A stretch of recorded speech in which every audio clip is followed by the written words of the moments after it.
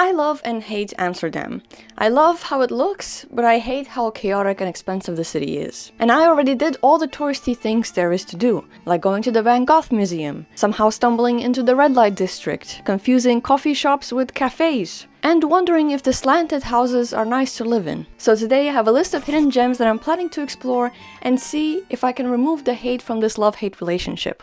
The first thing on my list are these tiny hidden houses. There's really nothing special about them, but they look adorable and I'm excited to see them in person. It doesn't exist anymore. I failed to realize that on Google it says that it's permanently closed. I didn't know you can permanently close some stickers, but apparently they removed it and so there's nothing there anymore. That's that. My first hidden gem, a fatal flop. Well, what else is there to do than to just start walking to my next hidden gem? On my way there, I'm also reminded why I don't really like Amsterdam, which is the amount of people that are also in Amsterdam. And I guess I'm also part of that problem, but we're just not gonna talk about that. It just feels so busy and hectic, and I'm not fully into that vibe. But I guess the upside of living here is that you have a lot of things to do, like visiting museums, because they have many of them, maybe too many. And I finally got to my next destination, which is a museum, but it's a cheese museum. It might not be a hidden gem, but it is a hidden gem to me, because I didn't know it was here, and I love cheese. When you first enter the museum, you first enter a big shop, where you can find many, oh so many, free samples. And free samples I took. I was getting hungry, so this was perfect timing. Initially, I did want to explore the museum, but there were so many people in there, and I kind of got confused on what to do and what I wanted to do in this museum, so I just decided to leave with my free samples in my stomach. So I rate this experience a 7 out of 10, which is not bad. But I realized I was still hungry, and I do need to get some lunch. And so my next hidden gem was based on a TikTok I saw from a guy saying that people don't know where to eat in Amsterdam, and this is the place to go. Flos Deli. They sell coffee and bagels. And a coffee and a bagel I ordered. The place looks unique, stylish, modern, and they had this fun slide where the bagel slides down when it's ready. Plus, I also used their tiniest bathroom I have ever been in. I took the Elegant Queen on a plain bagel, which is cream cheese, cucumber, and tomato. Let's see how it tastes.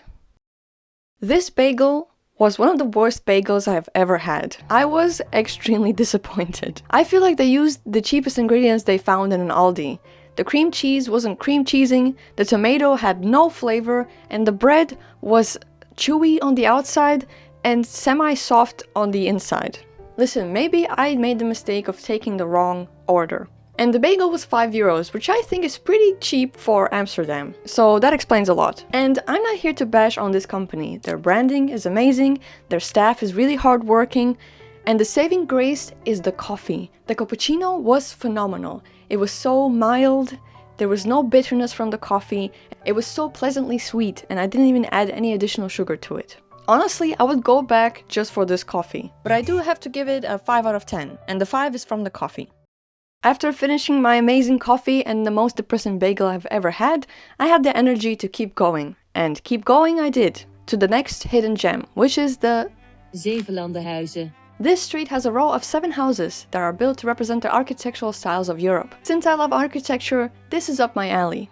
Not only did I get to look at really cool buildings and somewhat learn about the history of architecture, but the street was basically empty, and in total there were like 5 people there.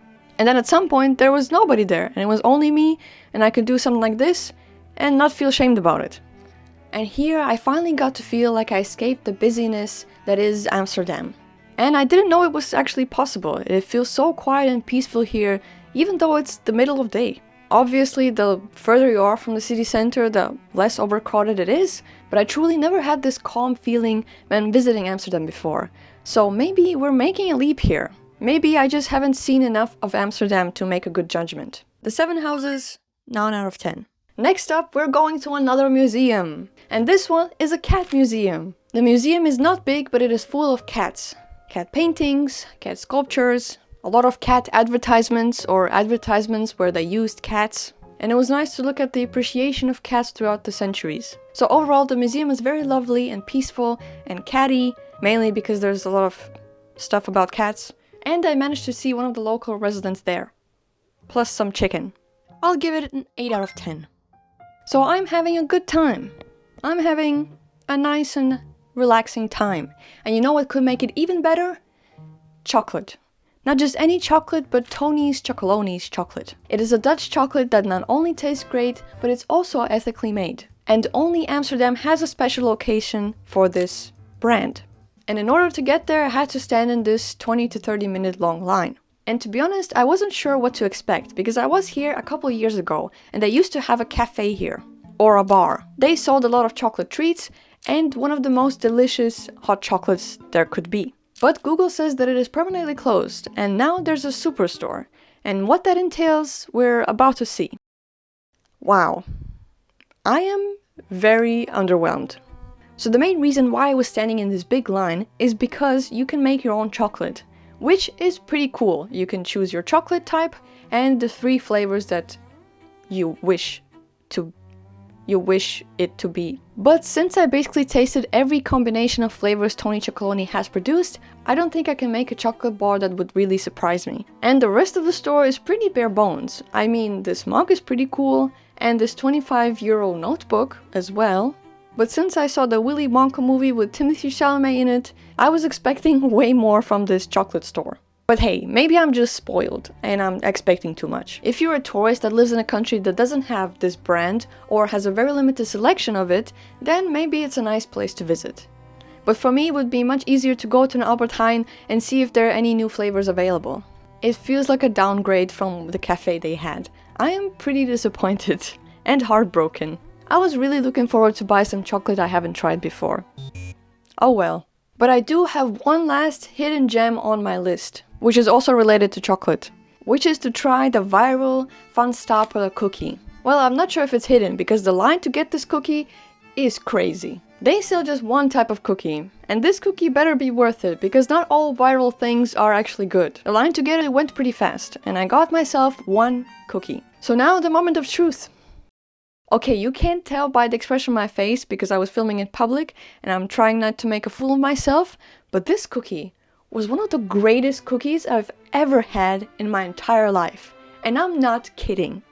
It was incredible. I was ready to be a hater on this cookie, but this cookie is truly remarkable. It was nice and firm on the outside and ooey gooey on the inside, and very chocolatey, but in a good way. Plus, it was warm. One of the greatest experiences you can get for €3 in Amsterdam. I think the other experiences are too expensive. So my final thoughts about Amsterdam. I hate it a bit less.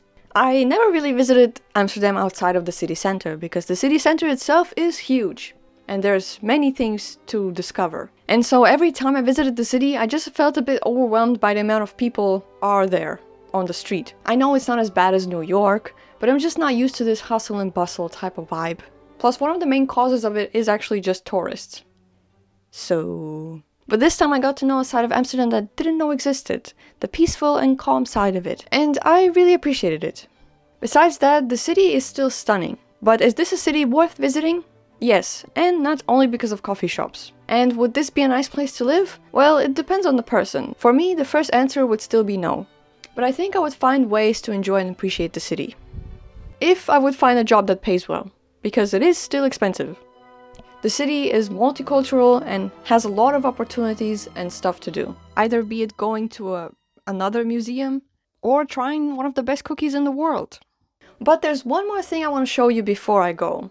20 minutes away from Amsterdam by train, you can find one of the most bizarre and unusual looking buildings. Or should I say hotels, because this is a hotel. It looks so interesting and I always wanted to see it. So here it is. I'm also showing it to you. That's all I had to say, and I hope you have a great time with whatever you're doing, and I'll see you soon. Bye bye.